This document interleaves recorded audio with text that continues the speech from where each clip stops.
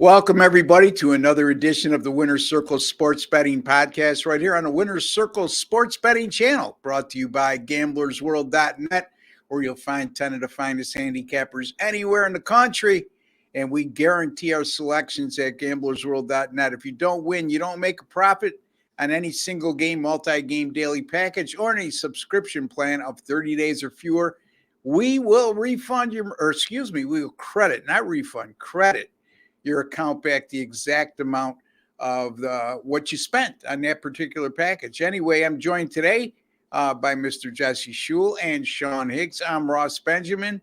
And it's a Wednesday morning, and it's officially, boys. Well, I guess we got another Stanley Cup game, at least one more game, Jesse.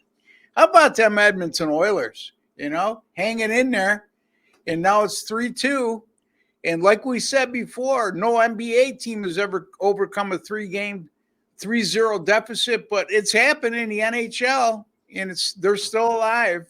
How are you, Jesse? Well, are you guys ready for my Chip Chirimba's impression on this day in 2014?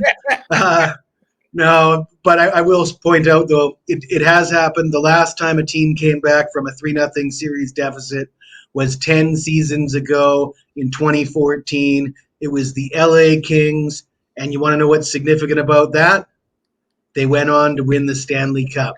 It wasn't actually in the finals that they overcame the 3-0 deficit. I think it was in the first round, actually. And but they went on to win the Stanley Cup. Yeah, against San Jose. San Jose, yeah. I mean, that was their, and if I'm not mistaken, that was their was it their first of two in a row, or was it the year they won back-to-back? Anyway, it's significant. They did win back-to-back Stanley Cups, and I'm not sure if that was the sequence there, but Jesse's looking dumbfounded, so he doesn't know the answer to that. I believe that one was their first one, Russ. The first one, okay. All right. Jesse's doing better, Sean. I noticed yesterday he's actually starting to answer questions directly, instead of going on his own agenda. I ask him easy questions. You got him. You throw these haymakers at him. He's got a. Hey man, you got to be a pro. I'm trying to listen. Let's go back to when did the Kings win a back-to-back? And was it the first end or the back end of a 0-3 comeback? You're not going to win a Pulitzer Prize throwing out softballs there, Sean. Yeah, and you know what, Jesse? I know I pick on you, but you're a great handicapper, and someday you're going to get an interview on a major network, because sports betting is growing so much, and you're going to be thankful and look back one day that, that son of a gun Ross, he was right. I got to be prepared for these questions, and I have to know how to improvise and answer them directly. Well, go ahead.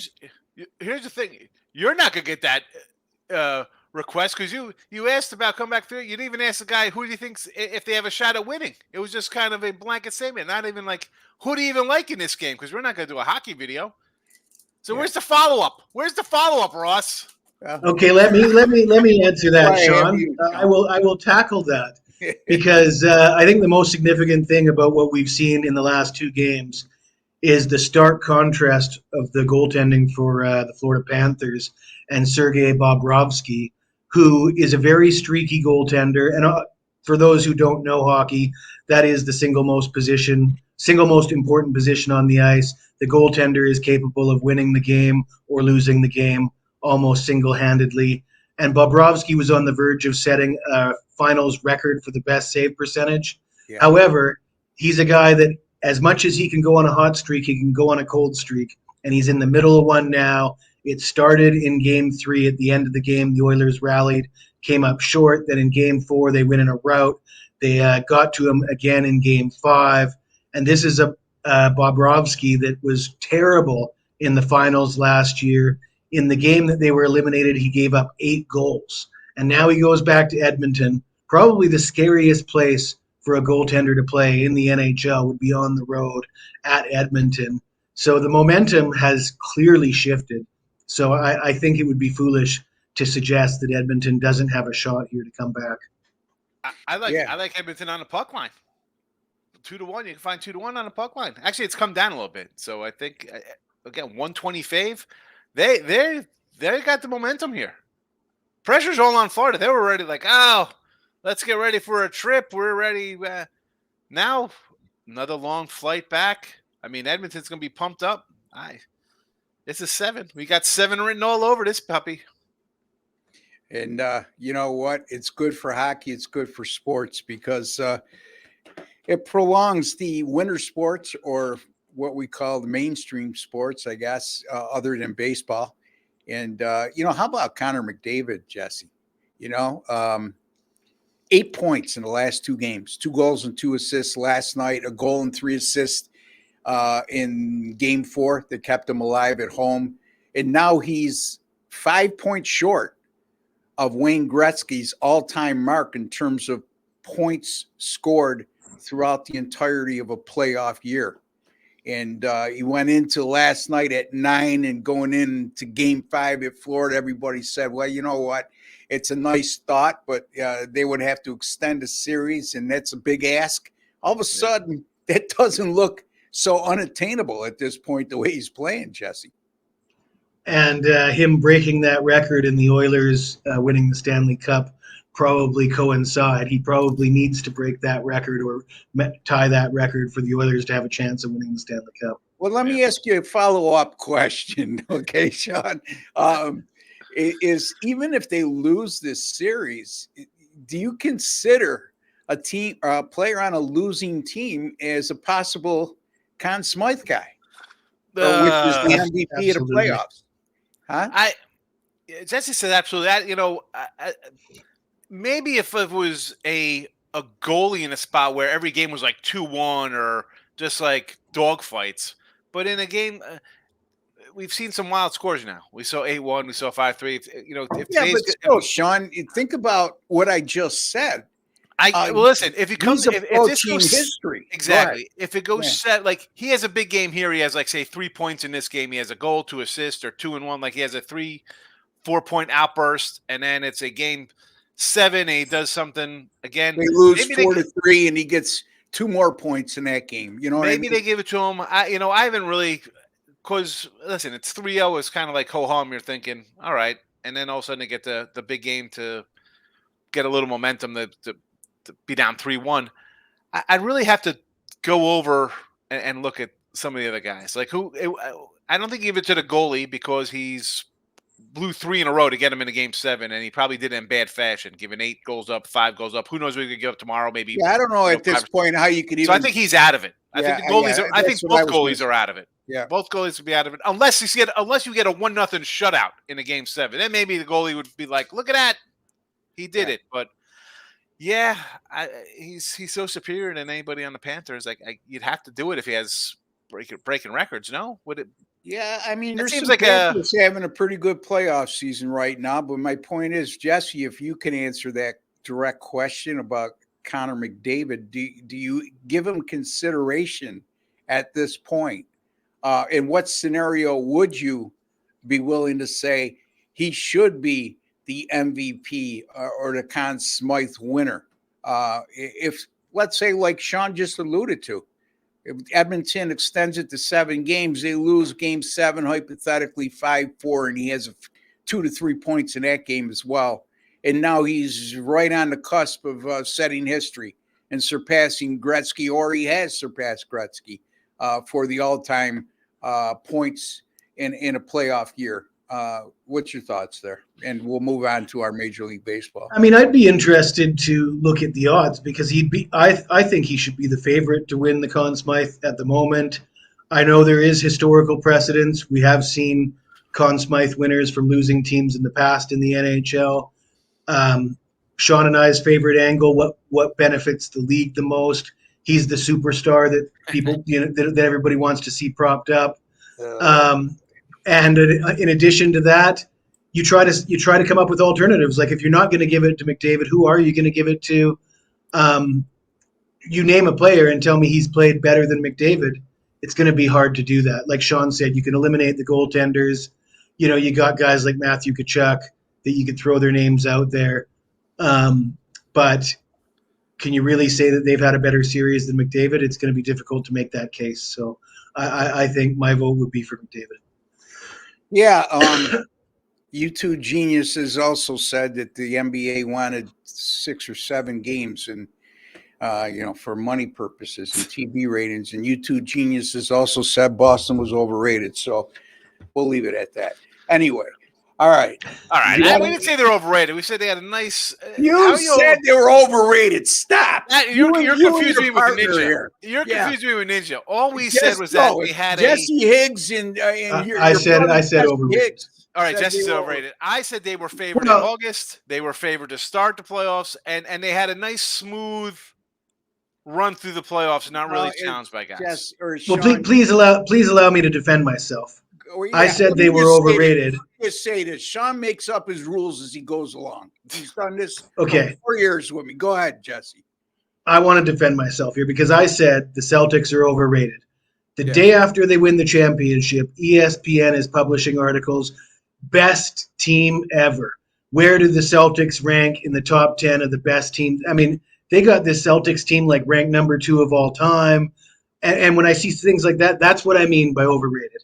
That, in my mind, is a clear sign that this team is over. Jesse, I don't think they're in the conversation for best team ever. See, that's your eye test. The pure statistical facts would lend one to believe that should be a genuine conversation because what their regular season record was, and I know that they went to an Eastern Conference and they went 12-2 on the Eastern Conference side of things, but then they go into the finals and they win 4-1. They went 16-3 in the playoffs, my man. And then couple that with the regular season, and why should they not enter that conversation that ESPN for the same reason that Bill Russell's not the true GOAT and Wilt Chamberlain's not the greatest player of all. I mean, Wilt Chamberlain, did he score 100 points or something? Different eras, different times. Now you're talking individuals. I'm talking about Russ. They were 10-point favorites in the first 3 rounds in every game. So everybody's. And how many did they cover, Sean? Because the other teams were garbage. Okay, they weren't challenged. Was Dallas garbage? Well, they played like garbage sometimes. You guys said listen, comes out, the Celtics are in for a rude awakening. Yes, and I said that. Absolutely. I said that. And because they had a cakewalk because the other team superstars, nobody played for 16 of those or 15 of those 19 games. Kyrie Irving and they went against Luka Doncic in the finals. And they did. And they crushed them. Okay. And they good. One game that they again, they lose that one game by 38 points. And like I said, everybody was going to react in Game 5. I took the Celtics. I don't know. I agree with you. But we're going to compare them to a Warriors team that won 3-4 championships in a 4 or 5 year span, or a Bulls team that won six championships in 7 years. I mean, I'm not going to compare them to that. You're talking, okay, are we talking about the best dynasty, or are we talking about an individual year best teams? See, Jesse, I'm talking about this team, this Celtics team doesn't beat any of those Bulls teams or any of those Warriors teams. Where you have to start realizing you don't answer questions by answering it and how you want to look at it. You're looking at it through a dynasty standpoint. I'm looking at it individual year. This one team, 1 year, okay? How does that compare to any of the years that Golden State won 4 to 5 years? Someday you're going to thank me. I just blew out my picture because you got me on the table. No, I understand the question, and I stand by what I said. I think any of those Golden State teams would match them up for a best-of-7 series against this Celtics team. I'm taking that Golden State team. Listen, I'm taking the Bulls team. Ross wants to pull in like the net numbers and all this kind of statistic kind of crazy crap. That, John. He's talking about dynasties. I'm talking about individual years. Yeah, but I just said that I would take any one of those teams from those dynasties, match them up in a best-of-7 series, and I'll take that team because I think those teams beat quality opposition. Those teams had to run a gauntlet, play multiple really high-end teams to get to where they were, to win the finals that they won. I'd even take the Toronto Raptors with Kawhi over the Celtics. Really see, you're biased when you're making these opinions. Because Ross, let me ask Toronto is not in the same conversation, excuse me, as this Celtics team. Okay, they beat a Philadelphia team with Joel Embiid and Jimmy Butler on the same team. Okay, and the Celtics just beat a team with Dallas with Luka Doncic, who was the leading scorer in the league, and a Kyrie Irving who's won an NBA championship and averages over 25 a game. What's the difference? There's no difference.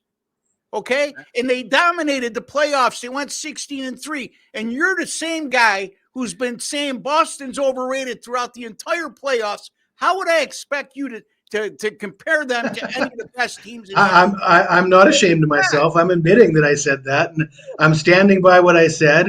And it's stuff like this when people come out and say this is the best team we've ever seen. That's exactly what my point was when I said they were favored in August. They're saying one of the best, Jesse, not the best. One of the best. They have them better than the Lakers team with Kobe and Shaq. They're not making my top 10. They're not making my top 10. No matter what, if they would have went 16-0 and won every game by 20 points from the beginning of the playoffs, you said they were overrated. You don't like Jason Tatum. Could have made a strong case he should have been the MVP. I'm glad Jaylen Brown got it, but you're talking about an individual like yourself that I think never had a high opinion of Boston going in. Why would you now? And then especially if you enter this type of conversation as the best teams, are they one of the best teams in the top 10 of NBA history? Not the best team, one of. There's a big difference. No. Okay. No. So I just, to me, I think you've been influenced by your own opinion from the get-go, as opposed to saying, what have they accomplished this year? But I would prefer to be influenced by my own opinion rather than the mainstream media telling me what I should think about the Boston Celtics. And that's part of the problem. The mainstream media pounds me every day. This team is so great. And I'm This just in. You're part of the media now, pal. Well, and I'm fighting the good fight. I'm fighting the good fight. I'm a truth seeker. Seeker. All right, let's get to Major League Baseball. No, let's talk about how the Bills, Josh Allen's not a top 5 quarterback. Let's bring we already discussed that. Ross, let me ask you this one last thing, since the generation is now like, we talk about all these numbers, we encompass things. Yep. Yankee tenure, Ellsbury or Stanton? Who had a better one? Who would you rather have? Stanton. Yeah, well, by the WAR numbers, it's Ellsbury. Well, again, how many games did Ellsbury play? What percentage of 520. Games? Okay, and how many does Stanton play? 613. Okay. Sometimes I have to say, and what was the tenure? When you're talking about tenures, how many years has Stanton been with the Yankees? How many years was Ellsbury? I guess Stanton's been here, what? Ellsbury, actually, I believe, if I'm not mistaken, I don't want to go out on a limb on something I don't have the information in front of me.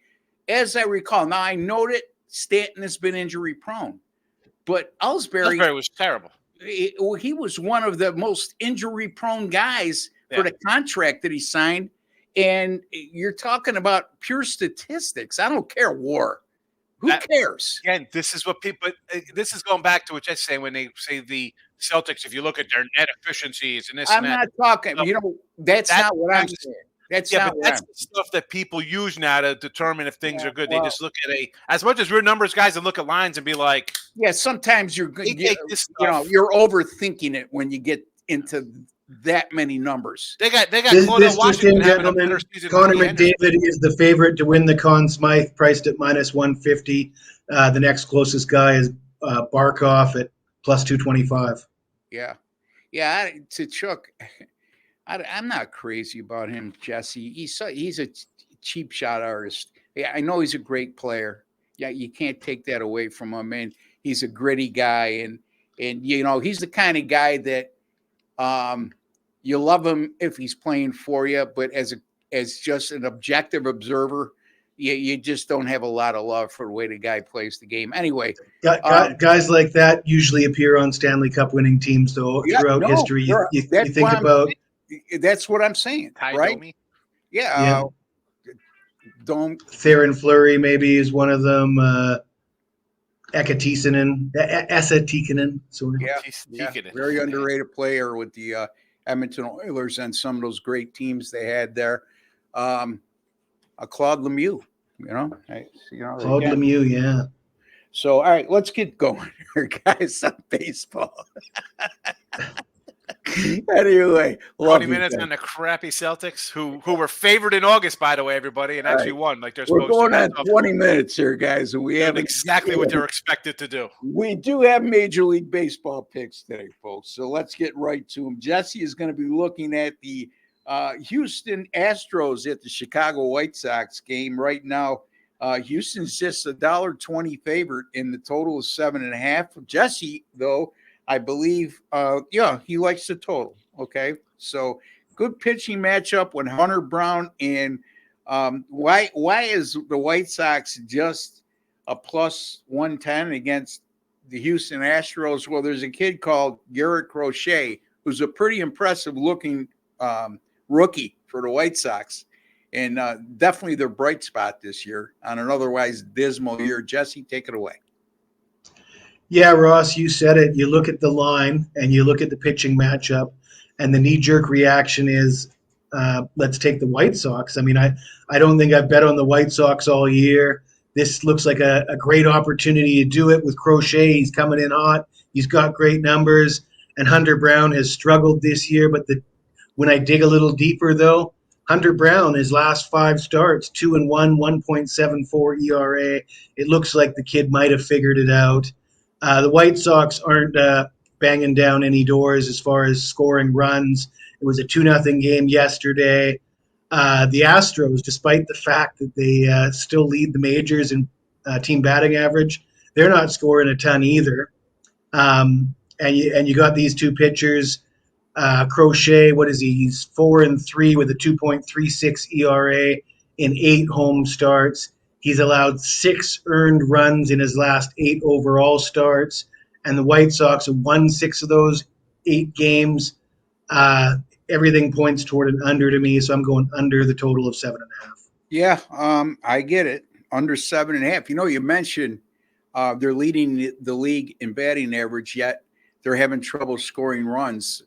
Automatically, what comes to my mind is A, terrible batting average with men in scoring position. And then B, their power numbers can't be very good compared to what they've been in years past. I mean, that's like the obvious things that I would point to without looking at the pure statistics in front of me. But anyway, Sean, I know you've mentioned on several occasions that, when you're talking about Major League Baseball futures, and we're both on the same page, we don't take 3-1 or 4-1 and even 5-1 favorites when it comes to futures in any sport.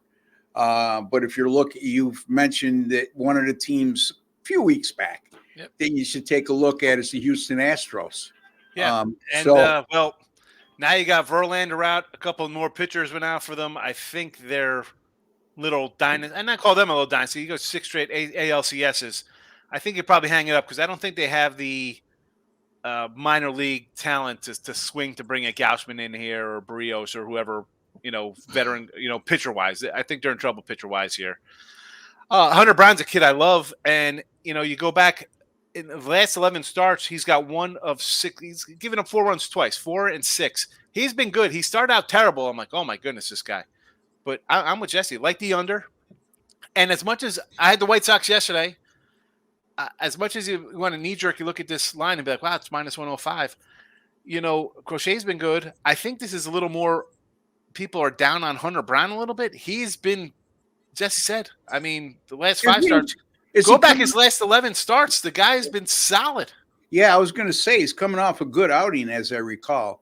Yeah, but he's coming off a whole bunch of innings, 9 Ks. He's had guys. It goes back to this, and I'll let you finish your thought, Sean. I'm sorry. Oh no, I was just saying he's been, turned it around. A couple bad starts. I think sometimes people, and I've said this before, when handicapping games, whether it be in any major sport that we talk about here on a daily basis, don't get too caught up in the overall numbers of a starting pitcher or a team, etc. Um, Take a look at what's been going on lately, because it could be very deceiving looking at the overall numbers for an entire season, Yeah. as compared to what has been going on recently, right, Sean?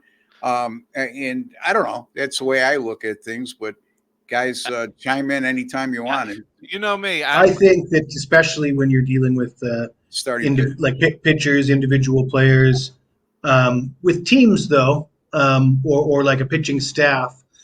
For example, Houston's leading the league in batting average. They're not scoring. I think you can draw some conclusions based on those long-term numbers. But when you get into starting pitchers or position players, you probably want to pay more attention to what's happened recently. Bullpens too. I mean, you look at a team's bullpen, and for the season they're like 5.18, and then you take a look at how they've done over the last 7 to 10 games, and their ERAs in the low twos. I mean, those are the types of things you need to look at, because especially in baseball, it's a 162 game season. Okay, there's a lot of peaks and valleys throughout that 162 game season, unless you get into teams like the Yankees. The one year they won 114 games, or when Seattle won 112 or 113 games. Very seldom is a team going to be dominant throughout the entirety of the season. There's going to be peaks and valleys, no matter how good or how bad you are. Yes. So anyway, all right, let's get to your game, Sean. The Mets. All of a sudden, the Mets coming on and put themselves in a position where they're a contender for an NL wildcard spot. It's still really early, and it's not like we're still talking about a team playing below 500 ball. Another team that they're playing is an underachieving team in himself, and the Texas Rangers, who won a world championship a season ago, and yet they're 5 or 6 games under 500, as I recall, Sean. It'll be Sean Manaea, the left-hander for the New York Mets. It'll be Andrew Heaney, left-hander for the Texas Rangers. Right now, Texas minus 110. The total in this game is 8.5. Take it away, my friend. Well, I know we're really long in today's show, a half hour in early, just getting the and we're just talking about streaking and baseball and a long season and hitters hit and pitchers pitch and teams win and lost. Well, I'm not going to overthink a streaking team here with the New York Mets. 7 in a row, 11-2 last 13, and then Texas is still trying to find their way. And we've talked about it before. Is it as much a hangover from winning World Series, or you're just down pitchers, you're down a couple hitters, some hitters aren't hitting? You want to take a team that's dropped 5 in a row and 10-14? You know, Heaney doesn't get me all pumped up. This guy was supposed to be a great prospect with the Angels and then the Dodgers. He was on the Yankees. And Manaea he had a couple nice little run in San Diego, but again, he got shelled at home a couple starts ago. Arizona and Philly got him for 6 runs each. Texas is not hitting. They're an under team. They are the Braves of the American League with their 40-25 under looking run. For a minus 105 to say I'm going to take the Rangers because Manaea's got some bad recent numbers, I can't do it. That's not worth it. I'm taking a team that is winning, coming from behind and putting up runs in the 7th, 8th, and 9th innings. That's a team playing with a little swagger, a little bump in their steps, saying, we can do this.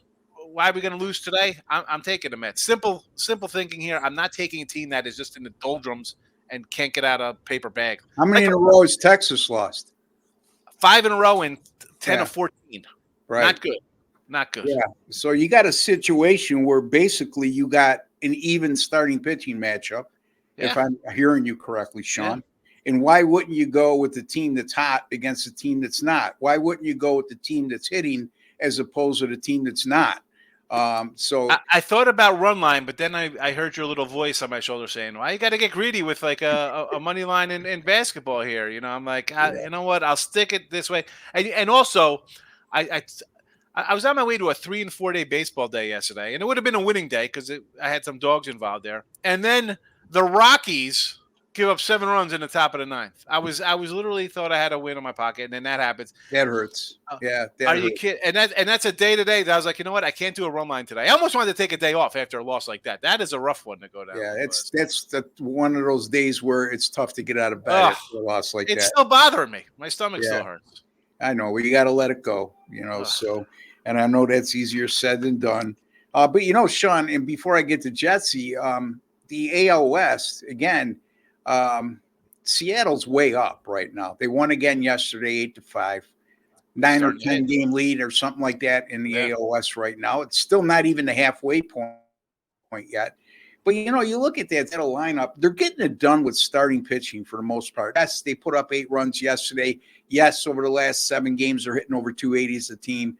But you look at their overall numbers as well, and you look at that lineup, and there's a big difference between not overreacting overall numbers and looking at the current lineup, and they're just hot right now in terms of hitting. But in terms of when you look at that lineup, is it really sustainable? So if you're going to see any team possibly fade down the stretch, it's the Seattle Mariners, in my opinion. And you still got to watch out for a team like the Houston Astros or even a team like Texas getting red hot.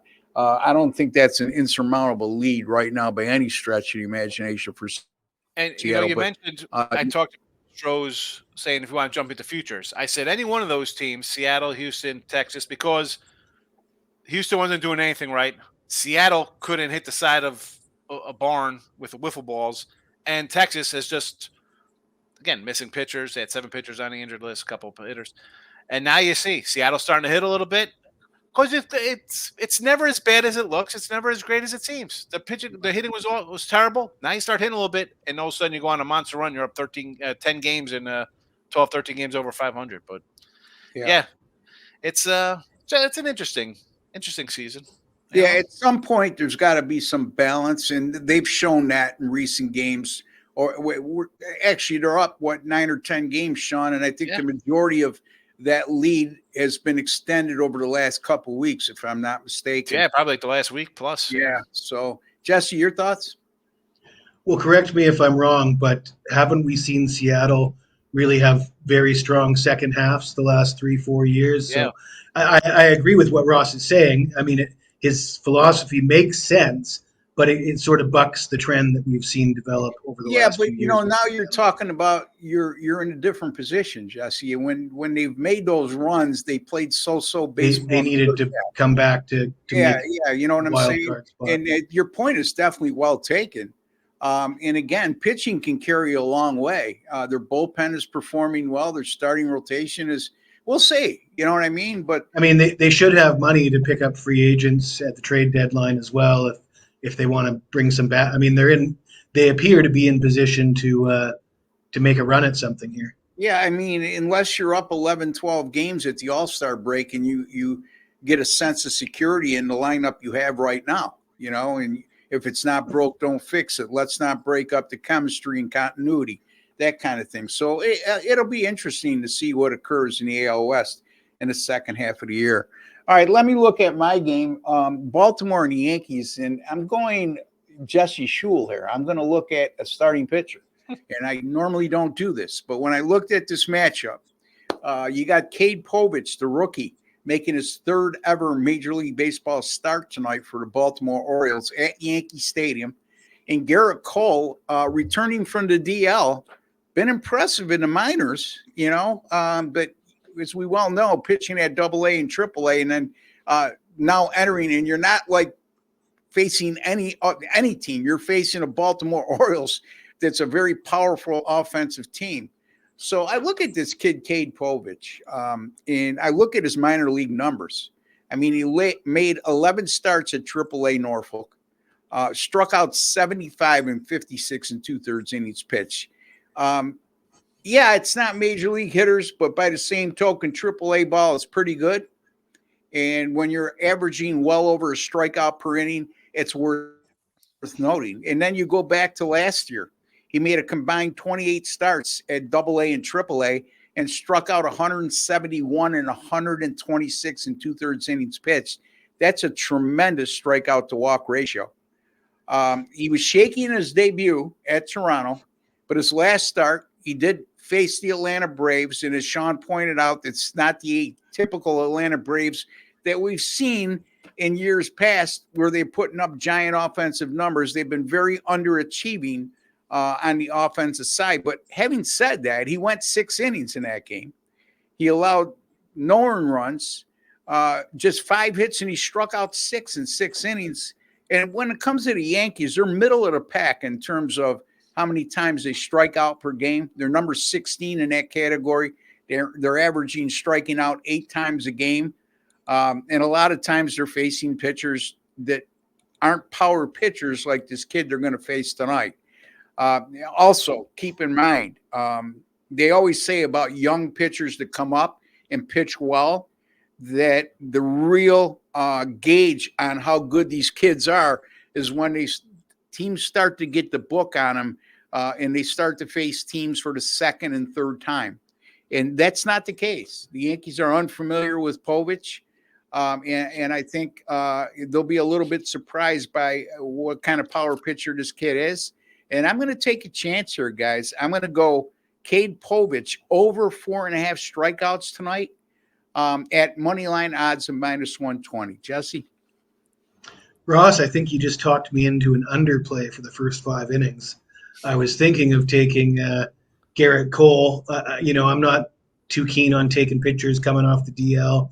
Cole is an exception that I might be willing to make. I did see his AAA numbers. AAA numbers, you don't want to go to the bank on them, but this is Garrett Cole. We're pretty familiar with what he brings to the table. So when he's striking out guys at the AAA level, to suggest that doesn't translate to the major league level, I think with a guy like Cole, I think it does. That said, Blake Snell, he was doing pretty good in AAA. Where I don't know if they send him back to AAA or what happened to him, but man, did he struggle early on in the season. That said, that was sort of predictable. I was all over that. But with Cole, I would expect him to be pretty good for 80 pitches tonight. So I would think first 5. Garrett Cole's a much more proven starter, and Blake Snell's had some good years, but not the career that Garrett Cole had.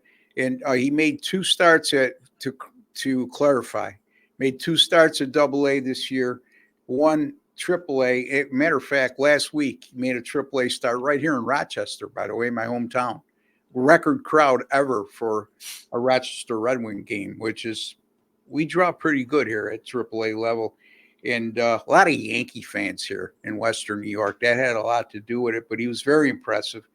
But the 2 at AA and 1 at AAA, he only went a combined 12 1/3 innings, Jess. 1 earned run was a solo home run. That's all he gave up. He struck out 19 and was in 12 1/3, which is Garrett Cole-like. You would expect him to do that against minor league hitters.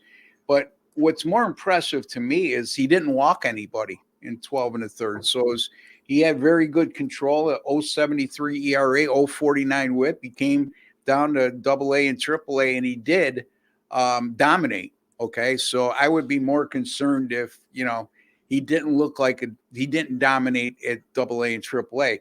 Now, having said that, what concerns me and where I like what you're saying with the first 5 is he only threw 12 1/3 innings, right? He's coming off the DL, average a little over 4 innings. He'll definitely be on a pitch count, right? Absolutely. That's where I was going. But Sean, go ahead. Yeah. I like your strikeout look here with Maury Povich's son, right? Povich. Just about spit out my coffee. You like that one? Yeah, that's funny. I like the O's. I had the O's yesterday, and you're going to give me 145 with Cole, who's only going to go 5 innings. Yeah. Any pitcher, any guy coming off. I don't care if he's throwing a perfect game where he's striking out guys on 3 straight pitches. He's not pitching the entire game. Judge isn't going to be in the lineup, right? I mean, so there's half of their offense is gone. And again, I got a young guy who they haven't seen him. Yeah, he's got some. And again, the strikeout thing. Listen, baseball today. If you're not striking out 180 times, you're not a cool kid. So guys are going to strike out. They don't care. But I like your strikeout prop a lot. But I also like the O's here, plus 145. Yeah, I mean, and if you think about it, if he holds his own, in the time he's in, meaning Cade Povich, and you get into the later innings, and it's a close game or Baltimore's down by a run or two, the Yankees bullpen, it's been so dominant for the majority of the season. Look what their numbers are over the last 7 games. I mean, a 6.23 ERA and a 194 WHIP. And actually, it goes beyond the 7 games. The Yankees bullpen has really struggled. And I know, the closer, Sean, help me out. Yes, Clay Holmes. I know his ERA is under 2, and I know he's got a lot of saves. Yeah, I just not sold on him. But we'll see. I just think that at some point he's going to cost them, and it wouldn't shock me whatsoever if the Yankees have another closer by the end of the year. But we'll see. He gave up a 2-run jack last night to make it a 4-2 game. Yeah, it's exactly. This is where I'm going. He's shown signs of vulnerability, but he goes long stretches and he does well. But I guess and in that spot, why it's 4-0? You bring him in? Why? I don't know.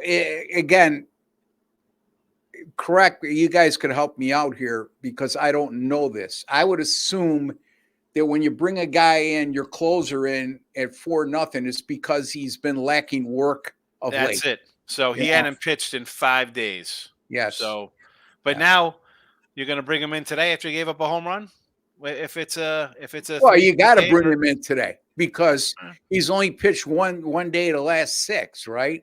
So, and he's your closer, Sean. So you don't make an abrupt move. I mean, usually when you remove a closer and take away that role from him, it's because over an extended period of time he struggled.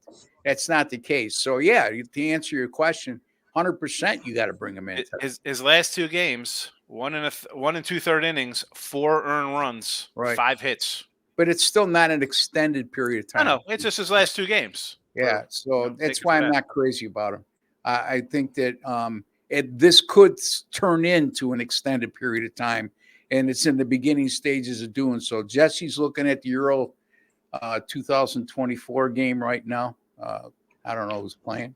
It's already over. It was a 2-2 draw with Albania and Croatia. Yeah. I think a wise man. You said that last night late on the show. Yeah, know, Albania. Yeah, I mean that's pretty much an upset at 2-2 with Albania, right? Well, not for me. Okay. I was on Sean's show last night in the chat, and I said it was going to be a draw. Somebody came in and gave an exact score prediction, and I said it's going to be a draw. Yeah, Jesse, great call. Listen, I took it last night. Well, yeah, and that's at a neutral site. For 175. 50 for 175 I got last night. 50 especially at a neutral site. It's in Germany. So that's a great call because Croatia is, To be fair, I predicted 1-1 and it ended 2-2, so I didn't get the exact score, but I did get the draw. Boy, you're failing. Anyway, all right. So, Jesse, tell the folks a little bit about what you got coming up at gamblersworld.net. Baseball on the horizon. Still got a game 6 in the NHL. I'm sure you'll have something to do with that in your soccer plays that you just put a star on your forehead with. I'm sure that there's a lot more coming up in that regard with the Euros going on. I know you're not a Copa America fan, but that gets underway on Thursday. But go ahead. Yeah, I'm excited about Game 6 in the NHL. I had a winner on Game 5. I've got a big play up for Game 6. Baseball's going fine and dandy. I'm hitting it at a high percentage. I haven't really poured on the volume yet, but you can expect that with the NBA over now and the NHL to be over soon. So things are looking on the up and up. I'm feeling pretty damn good, and join me if you can. All right, that's Jesse Schule over at gamblersworld.net. Don't forget, folks, you purchase one of his packages, single game, multi-game daily package, and you get a guarantee that if he doesn't win, he doesn't make a profit. We're on a 7-day package even. If he doesn't make a profit, then you will be not refunded, credited back the amount that you spent on that package. Sean, same to you. What's going on, man? Well, as I said, the Rockies changed my winning day to a losing day yesterday, but that's all right. Still having a nice baseball season. I got a 3-pack up for MLB for today, and going forward, you'll probably get a 3-pack every day from me because I love my baseball. You know that to come in here. I love baseball, and I'm gonna give you an early NFL pick under in the Hall of Fame game. Go, it's out. Go get the under. What's the You're total? really Like going out on a 31? limb there, Sean. Yeah, with 31 and a half. Who knows? What's I'm the saying it's gonna be total? like 24. What's the total? Let me see if I can find it right now. Hold on a second. Yeah, and it's historically gone under, but and even at the low numbers, I mean, the one site doesn't have it on here. Let me see. If I know, wasn't it last year in the high 20s? 26. Yeah. So, yeah. All right. So there's Sean. He's looking ahead as always, and that's okay. All right. You can find me over at gamblersworld.net as well. A lot of baseball coming up over the next couple of weeks, so stay tuned for that, folks. Had a nice winner yesterday. With the Seattle Mariners and the Cleveland Indians going over 8.5. Final score was 8-5. Do very good with Major League Baseball totals in general. Might have a play in Game 6 of the NHL. Don't know yet. But again, Jesse Schule, Sean Higgs, Ross Benjamin, all at gamblersworld.net. Folks, don't forget to give us a like on this video. And also, if you have not subscribed to our YouTube channel, I don't know what you're waiting for. I mean, we put out a great product each and every day. We appreciate all of you who do consistently give us a like. And we do appreciate over 13,000 people who have subscribed. But if you haven't, take a second to do so. Just hit that subscribe button, or if you're watching on your PC, hit the WC logo in the bottom right-hand corner of your screen. That serves the same purpose. And then while you're at it, go into your YouTube settings and click on the alert notification bell for the Winner's Circle Sports Betting channel. You'll be notified immediately upon any of our 5 podcasts going up on a weekly basis. Jesse, to emphasize even more, what should they do with that like button? Smash that like button. Smash that like button, folks. It's a small token of your appreciation for the work, time, and effort we put in. Until the next time, Jesse Schule, Sean Higgs, and Ross Benjamin, all 3 of us will be back on Friday for our live show. Tomorrow's show, Sean, help me out. It'll be me, Doug, and Chip. You, Doug, and Chip. Okay, so there you have it. Sean will be hosting tomorrow, so stay tuned for that. Make sure you give everybody the same support you've given me over the years too, folks. So chime in and see Sean, Chip, and Doug, and then us 3 will be back on Friday for our live show. Until then, for Jesse Schule, Ross Benjamin, and Sean Higgs, take care and God bless, folks.